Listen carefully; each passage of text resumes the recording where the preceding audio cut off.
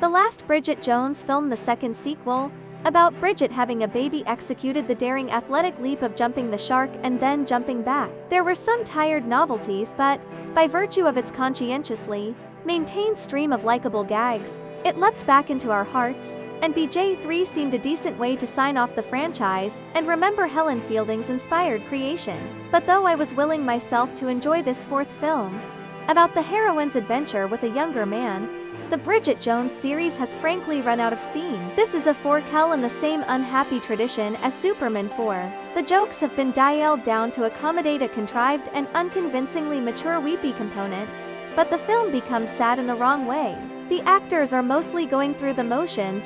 There is so little chemistry between each of the two lead pairings. They resemble a panda being forced to mate with a flamingo, and Renee Zellweger's performance is starting to look eccentric. There's a nice gag about Bridget being asked by a young man at the till if she wants to complete her meal deal. Naturally, Hugh Grant gets giant laughs, returning as the A-Gang, golden-hearted cad Daniel Cleaver. So does Emma Thompson, back as the down-to-earth gynecologist from the previous film. But Bridget herself looks marooned and oddly dazed. Those who don't want to know what is revealed in the trailer's opening moments had better look away now.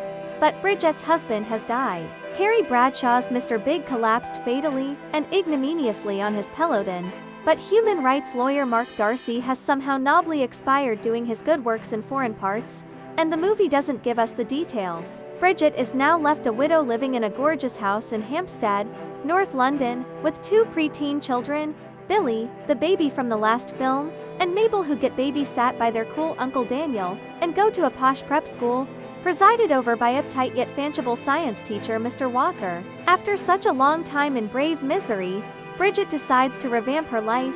She goes back to work as the world's ditziest TV producer, and her friends urge her to get back in the dating scene. And so, on a thrilledly cradle-snatching basis, she ends her shag drought by hooking up on Tinder with Rockster, played by Leo Woodall, a sexy young park attendant at Hampstead Heath, who gallantly rescues Bridget and her two kids when they get stuck up a tree.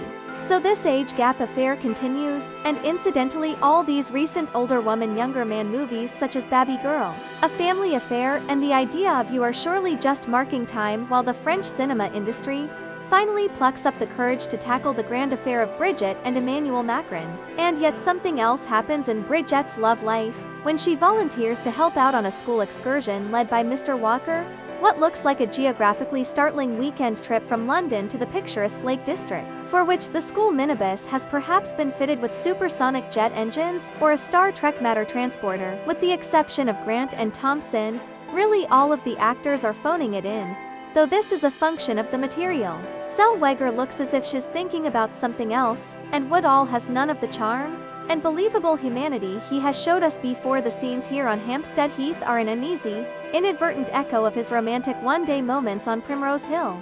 Fans might prefer to remember the previous three films.